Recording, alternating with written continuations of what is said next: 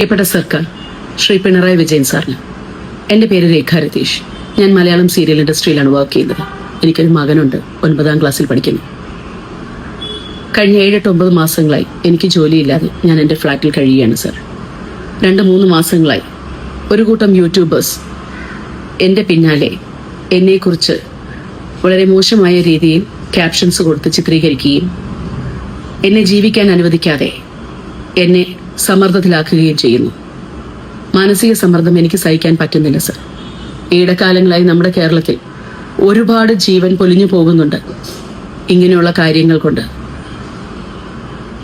ജീവിക്കാൻ വേണ്ടി ഒരുപാട് കഷ്ടപ്പെട്ട് മുന്നോട്ട് പോകാൻ ശ്രമിക്കുന്ന ഒരു സ്ത്രീയാണ് ഞാൻ എൻ്റെ മകന് വേണ്ടിയിട്ട്. പക്ഷെ ഈ യൂട്യൂബേഴ്സ് കാരണം എനിക്ക് മുന്നോട്ട് ജീവിച്ചു പോകാനുള്ള ശേഷി ഇല്ലാതെ ആകുകയാണ്.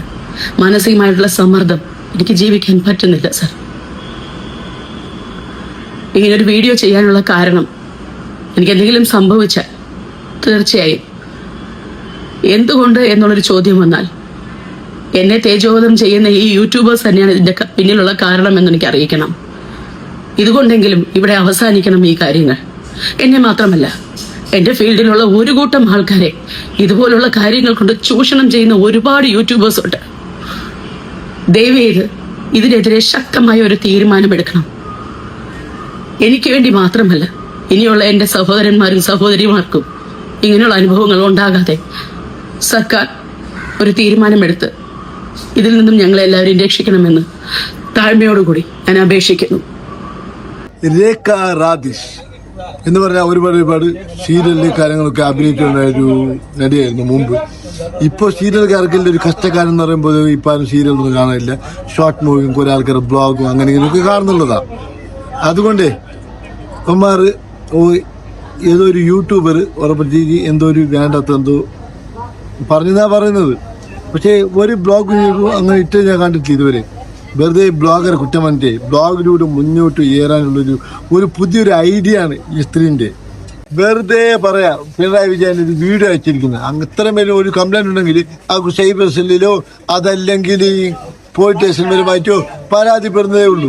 ഈ ബ്ലോഗ് ഇട്ട് തന്നെ ചെയ്യുന്നതേ ഒന്ന് ബ്ലോഗിലൂടെ മുന്നോട്ട് ഏറാൻ വേണ്ടി ആ വേലയൊന്നും ഇവിടെ ചെലവാവില്ല.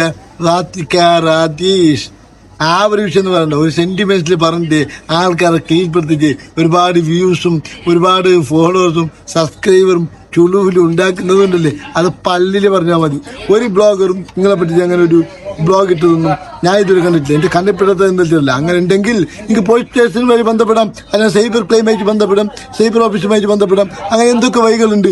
വെറുതെ ഒരു കരഞ്ഞ പോലെ പിണറായി സാറിന് ഇത് പരാതിപ്പെടുന്നത്. പിണറായി സാർ ആരും നിങ്ങളെ അമ്മയച്ചനാ വെറുതെ ആൾക്കാരെ കൊണ്ട് വെറുതെ പറയിപ്പിക്കാനായിട്ട് എവിടുന്ന് വരുന്നു. വേറെ എന്തൊക്കെയുണ്ട് നിങ്ങൾക്ക്? വേറെ എന്തെങ്കിലും ബ്ലോഗ് ആ നല്ല നല്ല കണ്ടിട്ട് കാര്യങ്ങളൊക്കെ ചെയ്യാലോ. ഇങ്ങനെ ചുലുവിൽ വൈറലാണോ? ആ പരിപാടിയൊന്നും ഇവിടെ നടക്കില്ലട്ടാ. അതൊക്കെ പള്ളിയിൽ പറഞ്ഞാൽ മതി. മനുഷ്യന്മാരെ പ്രാന്താക്കാൻ ഓരോന്ന് വരുന്നിരിക്കുന്നു.